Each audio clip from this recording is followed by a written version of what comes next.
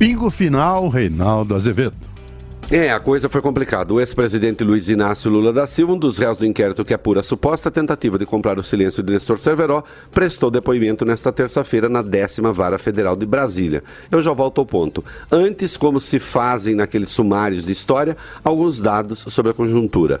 O lulopetismo conduziu o Brasil à maior recessão de sua história. O lulopetismo produziu, ao fim do ciclo, 13 milhões de desempregados. O lulopetismo, no que diz respeito ao rendimento médio do trabalho, já consumiu uma década. O valor voltará a patamares de 2013 só em 2023.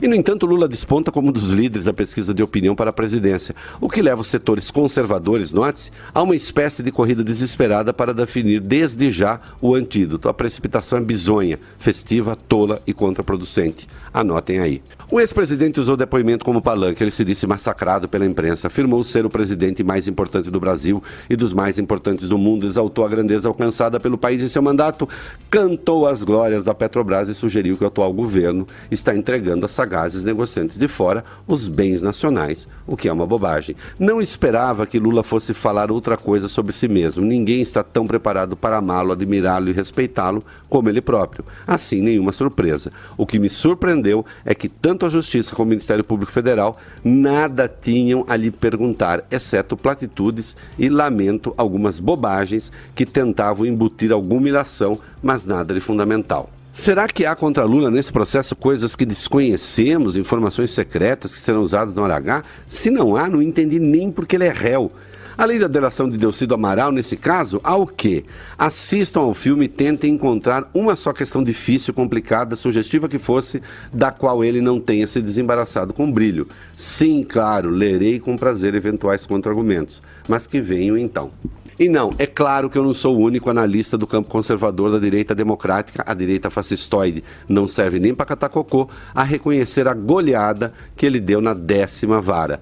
Talvez eu seja apenas o único a dizê-lo, não por heroísmo, mas por compromisso com os fatos. Na audiência que Lula deveria ser posto contra a parede para reforçar a suspeita de que ele cometeu o grave crime de obstrução da justiça, o que se viu foi o petista fazer campanha eleitoral e a narrar a mecânica de distribuição de cargos no presidencialismo de coalizão. E olhem que as esquerdas ainda não estão usando plenamente um ativo político chamado reforma da Previdência. Mas é claro que usarão. Começa hoje. Aguarda-se agora a audiência de 3 de maio com o juiz Sérgio Moro. É um inquérito que trata do apartamento de Guarujá e do aluguel do espaço que abrigou parte de seu acervo. Tudo isso teria sido custeado pela OAS em razão de contratos fraudulentos que mantinha com a Petrobras. Talvez o Super Moro seja mais bem sucedido no embate, vamos ver. Desta terça-feira, Lula venceu por 10-0. Venceu por quê, Reinaldo? Porque ele é inocente? Quem decide isso é a justiça, ainda que eu acho que ele seja culpado. Mas é necessário apresentar as provas.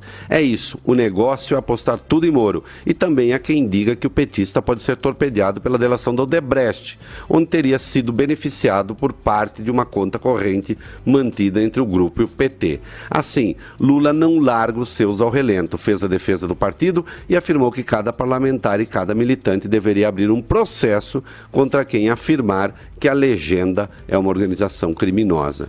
Tudo isso no dia em que o Ministério Público Federal pôs fim ao primeiro ato de sua ópera burlesca, evidenciando que todos os partidos e os políticos são iguais.